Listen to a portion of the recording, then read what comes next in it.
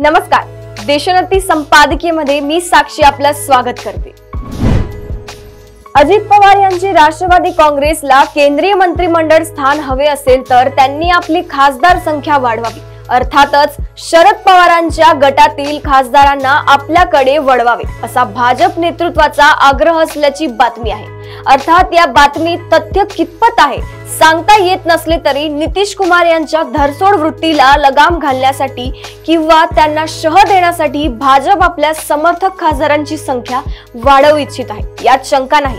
त्या दृष्टीने सध्या तरी भाजपच्या रडारवर शरद पवार यांची राष्ट्रवादी काँग्रेस आणि उद्धव ठाकरे यांची शिवसेना असल्याचे दिसून येत आहे। नितीश कुमार यांच्या पक्षाचे एकूण 12 खासदार आहेत। उद्या त्यांनी काही वेगळी भूमिका घेतली तर या 12 खासदारांची भरपाई करता यावी म्हणून भाजप नेतृत्वाची नजर शरद पवारांच्या 8 आणि उद्धव ठाकरेंच्या 9 खासदारांकडे आहे। राज्यात भाजपला अन्य कोणताही मित्र पक्षाची गरज आता उरलेली नाही, परंतु केंद्रात मात्र भाजपला आपल्या आघाडीतील खासदारांची संख्या अधिक वाढवायची आहे। त्यासाठी राज्यातील राजकारणाचा वापर केला जाऊ शकतो।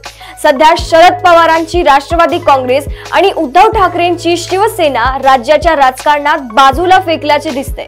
या दोन्ही पक्षांची आमदार संख्या अतिशय कमी आहे, त्यामुळे पुढील 5 वर्षे सत्तेचा कोणताही सहारा नसताना वाटचाल कशी करायची आणि 5 वर्षानंतर आपण सत्तेत सहभागी होऊच याची शाश्वती काय या प्रश्नाने हे दोन्ही पक्ष थोडेफार अस्वस्थ नक्कीच आहेत। त्याचा फायदा भाजप घेऊ पाहत आहे। हे दोन्ही पक्ष राष्ट्रीय लोकशाही आघाडीत सहभागी झाले तर केंद्रासोबतच त्यांना राज्यातही सत्तेत वाटा दिला जाईल असा प्रस्ताव भाजपकडून ठेवला गेला नसेलच असे सांगता येत नाही। या तडजोडी नेमक्या कोणत्या मुद्द्यावर आणि स्तरावर सुरू आहेत हे अजून समोर आले नसले तरी पडद्याआड बऱ्याच हालचाली सुरू असल्याचे दिसते।